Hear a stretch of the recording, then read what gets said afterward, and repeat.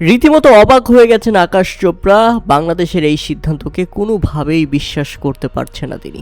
এমনকি তিনি বলেই ফেললেন যে আমি আন্দাজ করতে পারিনি, স্বপ্নও ভাবতে পারিনি বাংলাদেশ এমন একটা সিদ্ধান্ত নেবে যে তারা বিশ্বকাপ খেলতে শেষ পর্যন্ত ভারতে যাবে না, আইসিসি আলটিমেটাম দেওয়ার পরেও। কেননা প্রিয় দর্শক, আপনারা জানেন বাংলাদেশের এই সিদ্ধান্তের আগেই আজকে সকালে আকাশ চোপড়া তার ফেসবুকে এসে বলেছিল আইসিসির বেঁধে দেওয়া 24 ঘন্টার আগেই বাংলাদেশ বিশ্বকাপ খেলতে রাজি হবে এবং তারা বাংলাদেশে বিশ্বকাপ খেলতে আসবে। কেননা আইসিসি বাংলাদেশকে স্পষ্ট জানিয়ে দিয়েছে এবং আইসিসির আয়োজনে ভোটে হেরে গেছে বাংলাদেশ। তাই আইসিসি বাংলাদেশকে একেবারে ডেডলাইন বেঁধে দিয়েছিল, 24 ঘন্টার মধ্যে সিদ্ধান্ত না নিলে তারা স্কটল্যান্ডকে বিকল্প দেশ হিসেবে বিশ্বকাপ খেলার সুযোগ দিবে। বাংলাদেশের কোনো রিকোয়েস্ট অ্যাকসেপ্ট করেনি আইসিসি। আর এরপরে আকাশ চোপড়া সামাজিক যোগাযোগ মাধ্যমে এসে বলেছিলেন, চাপে পড়ে থাকা বাংলাদেশ এখন লেজ গুটিয়ে ভারতের দাসত্ব করে কোনো উপায় না পেয়ে শেষ পর্যন্ত তারা বিশ্বকাপ খেলতে আসবে।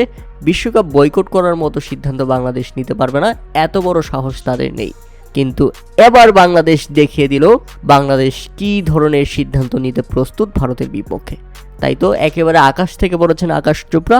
তিনি স্পষ্টভাবে স্বীকার করলেন বাংলাদেশের এই সিদ্ধান্ত একেবারে অবিশ্বাস্য ছিল, এটা ছিল কল্পনার বাইরে। প্রিয় দর্শক, আকাশ চোপড়াকে নিয়ে আপনারা 2 লাইন বলে যান, যে কিনা সকালে বলেছিল 24 ঘন্টা না যেতেই বাংলাদেশ স্বীকার করবে তারা বিশ্বকাপ খেলতে চায়। আর এখন বাংলাদেশ যে উত্তর দিয়েছে, যে জবাবটা দিয়েছে, আমার মনে হচ্ছে আকাশ চোপড়ার একেবারে কলিজায় গিয়ে আঘাত করেছে। বাংলাদেশের সাহস আছে, সেটা এবার প্রমাণ হয়েছে।